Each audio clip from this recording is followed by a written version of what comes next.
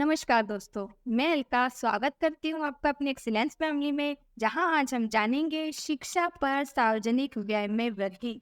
शिक्षा को लेकर सरकार द्वारा क्या खर्च किए जा रहे हैं, कौन सी योजनाएं चलाई जा रही है और लोगों तक शिक्षा को कैसे पहुंचाया जा रहा है।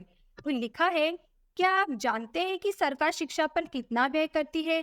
सरकार द्वारा किए गए शिक्षा पर कुल व्यय को अधिक सार्थक रूप से समझने के लिए हम इस व्यय को दो प्रकार से व्यक्त करेंगे।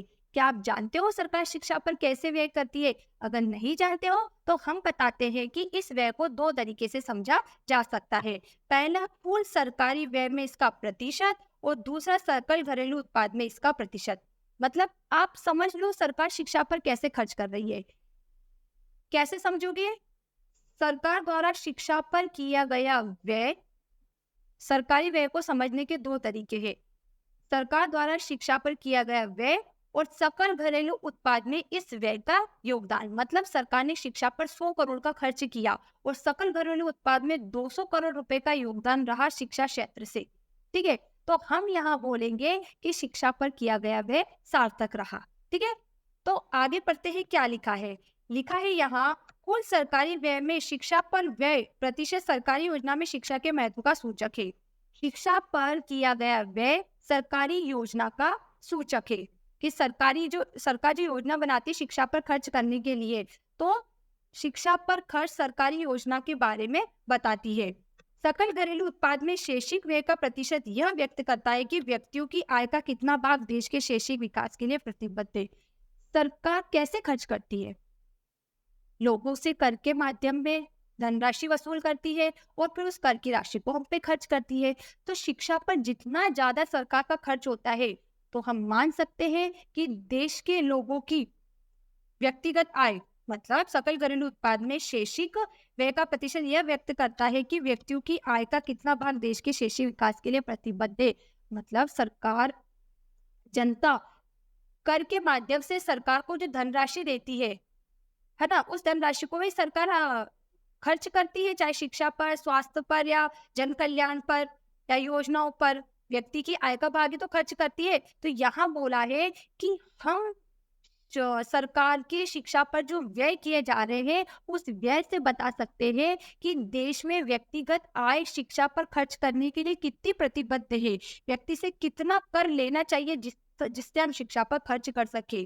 ठीक, फिर आगे लिखा, 1952 से 2014 के बीच सरकारी व्यय में शिक्षा पर व्यय 7.92 से बढ़कर 15.7% हो गए। इसी प्रकार सकल घरेलू उत्पाद में इसका प्रतिशत 0.64 से बढ़कर 4.13% हो गया। तो ये तो यहाँ पर सही रहा। फिर आगे लिखा, इस संपूर्ण समयावधि में शैक्षिक व्यय की वृद्धि समान रही, इसमें अनियमित रूप से उतार चढ़ाव आते रहे। बिल्कुल, जनसंख्या भी बढ़ती जाती है और जितनी ज्यादा सरकार की आय होती है, शिक्षा पर व्यय भी उतना ही अधिक होता है ना। सरकार का राजस्व अधिक होगा, कर से अधिक पैमाने पर राशि वसूल हुई है तो अधिक व्यय होगा, कम वसूल हुआ तो कम व्यय होगा। यदि इस सरकारी व्यय के साथ हम व्यक्तियों के द्वारा किया गया निजी व्यय तथा परोपकारी धर्मार्थ संस्थाओं के शैक्षिक व्यय को शामिल कर ले तो शिक्षा पर कुल व्यय और अधिक होना चाहिए। मतलब जो बहुत से एनजीओ होते हैं जो ऐसे बच्चों को पढ़ाते हैं जिनके पास पैसा नहीं होता लेकिन जो पढ़ना चाहते हैं, तो वह क्या करते हैं, बच्चों को पढ़ाते हैं। तो कहा जा रहा है कि शिक्षा पर बहुत ज्यादा व्यय होता है। अगर जो एनजीओ है, धर्मार्थ वगैरह, ये जो ट्रस्ट वगैरह है, इन इनका जो पैसा है इनको भी हम मिला ले सरकार की शिक्षा पर किए गए व्यय में, तो शिक्षा पर बहुत ज्यादा व्यय होता है। फिर आगे लिखा, कुल शिक्षा व्यय का एक बहुत बड़ा हिस्सा प्राथमिक शिक्षा पर खर्च होता है। सबसे ज्यादा शिक्षा का खर्च प्राथमिक शिक्षा पर होता है। उच्चतर तृतीयक शैक्षिक संस्थाओं जैसे उच्च शिक्षा के संस्थाओं, महाविद्यालय, बहुतकनीकी संस्थाओं और विश्वविद्यालय आदि पर होने वाला व्यय सबसे कम है। यद्यपि औसत रूप से सरकार उच्चतर शिक्षा पर बहुत कम व्यय करती है, किंतु प्रति विद्यार्थी उच्चतर शिक्षा पर व्यय प्राथमिक शिक्षा की तुलना में अधिक है। सरकार के सबसे ज्यादा खर्चे प्राथमिक शिक्षा पर है, ठीक है, जबकि सबसे ज्यादा खर्चे किस पे आते हैं? उच्चतर शिक्षा। सबसे ज्यादा फीस किसकी होती है? महाविद्यालय की होती है। लेकिन सरकार के सबसे ज्यादा खर्चे किस पे है? प्राथमिक विद्यालय पे। प्राथमिक विद्यालय पे इसलिए है क्योंकि सरकार चाहती है कि हर एक व्यक्ति को निःशुल्क शिक्षा सुविधा उपलब्ध कराई जाए, हर एक व्यक्ति शिक्षा से जुड़े, कोई भी शिक्षा से वंचित ना रहे। जब प्राथमिक स्तर पर वो शिक्षा हासिल कर लेगा तो उच्चतर तक वो पहुंच ही जाएगा, इसलिए सबसे ज्यादा प्रयास सरकार का प्राथमिक शिक्षा पर रहता है। फिर आगे लिखा, इसका अर्थ यह नहीं है कि वित्तीय संसाधनों को उच्चतर शिक्षा से प्राथमिक शिक्षा की ओर कर दिया जाना चाहिए। जैसे जैसे हम विद्यालय का प्रसार करेंगे तो हमें उच्चतर शैक्षिक संस्थाओं से प्रशिक्षित और अधिक शिक्षकों की आवश्यकता होगी। अतः शिक्षा के सभी स्तरों पर व्यय में वृद्धि करना चाहिए। ठीक है, चाहे प्राथमिक स्तर हो चाहे उच्चतर स्तर हो, व्यक्ति को शिक्षा की जरूरत है। अगर आप प्राथमिक स्तर पर उसको निःशुल्क शिक्षा देकर उसका एडमिशन ले लेते हो, उसे शिक्षा दे देते हो, तो उच्चतर पर भी तो जाए। उच्चतर पर जाने पर आप उसका हाथ कैसे छोड़ सकते हो? वहीं से तो उसकी नींव मजबूत होगी, वहीं से तो वो देश में अपना योगदान देगा। तो उच्चतर शिक्षा पर भी खर्च होना चाहिए। वर्ष 2014-15 प्रारंभिक शिक्षा पर प्रति विद्यार्थी होने वाले सार्वजनिक व्यय में राज्यों के बीच काफी अंतर है। जहां हिमाचल प्रदेश में इसका उच्च स्तर 34,651 रुपए है, वहीं बिहार में यह मात्र 4,088 रुपए है। इस प्रकार की विषमताओं के कारण ही विभिन्न राज्यों में शिक्षा के अवसरों और शैक्षिक उपलब्धियों के स्तर में बहुत भारी अंतर हो जाता है। विभिन्न आयोगों के द्वारा शिक्षा व्यय के वांछित स्तर के साथ यदि शिक्षा व्यय की तुलना की जाए तो इसकी अपर्याप्तता समझ में आ सकती है। शिक्षा आयोग 1964-66 की सिफारिश की थी कि शैक्षिक उपलब्धियों की संवृद्धि दर में उल्लेखनीय सुधार लाने के लिए सकल घरेलू उत्पाद का कम से कम 6% शिक्षा पर खर्च किया जाना चाहिए। मतलब सकल घरेलू उत्पाद, जीडीपी। क्या होती है सकल घरेलू उत्पाद? एक देश एक निश्चित समयावधि, निश्चित समयावधि एक वर्ष की होती है, एक निश्चित समयावधि में वस्तुओं और सेवाओं से जो मौद्रिक धनराशि प्राप्त करता है, उसका 6% शिक्षा पर खर्च होना चाहिए। और जितना उस पर खर्च होगा उतना ही वो घूम फिर के वापस से सकल घरेलू उत्पाद में शामिल हो जाएगा।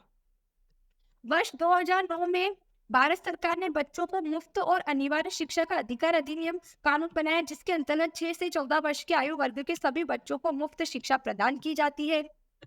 वर्ष 1999 में भारत सरकार द्वारा नियुक्त तापस मजूमदार समिति ने अनुमान लगाया था कि देश के 6 से 14 आयु वर्ग के सभी बच्चों को स्कूली शिक्षा व्यवस्था में शामिल करने के लिए 1998 से 99 से 2007 के 10 वर्षों की अवधि में लगभग 1.3 लाख करोड़ रुपए व्यय करना होगा।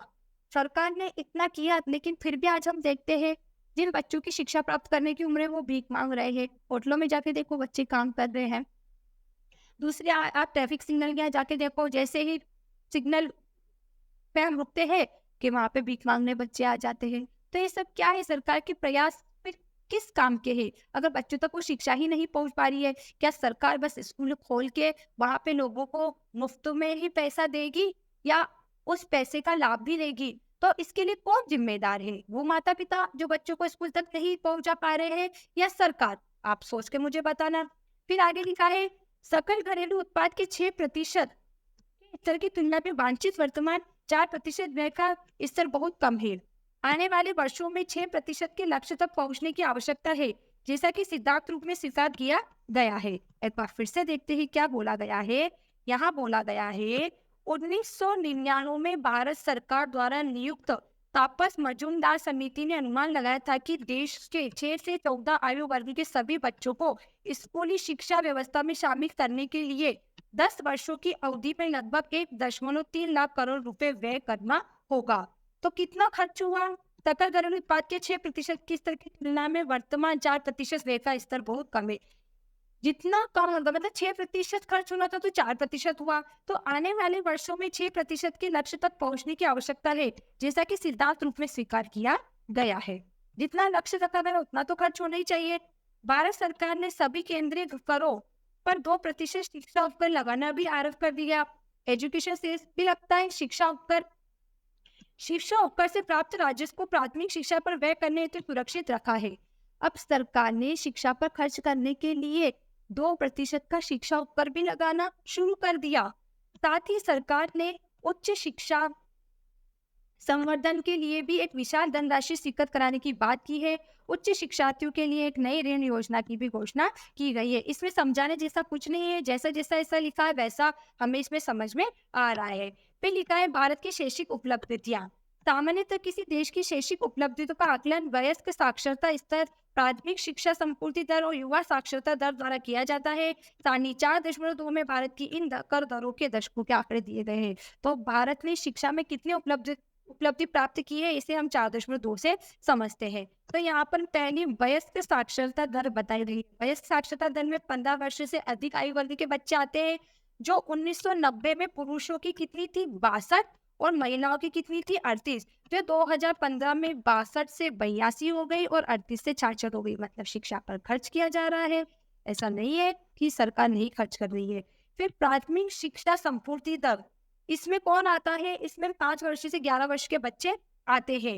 इसमें पुरुष और महिला देखो तो 1990 में कितनी थी 78, जो कि 2015 में 93 हो गई और 61 से 96 पर पहुंच गई। यहाँ पे भी खर्च किया गया। और युवा साक्षरता 15 से 24 वर्ष की जनसंख्या का प्रतिशत है ये। इसमें पुरुष और महिला का देखो तो 1990 में कितना था 77 पुरुष का, जो 2015 में 93 हो गया और महिला का 54 था जो 90 हो गया। तो कुल मिला के ये विकास के आंकड़े ही तो है, वृद्धि ही तो हुई है। शैक्षिक उपलब्धि या शिक्षा में सरकार ने इतनी उपलब्धि प्राप्त की है। अब अगर आपको फिर भी कोई डाउट है तो आप कमेंट करके पूछ सकते हैं।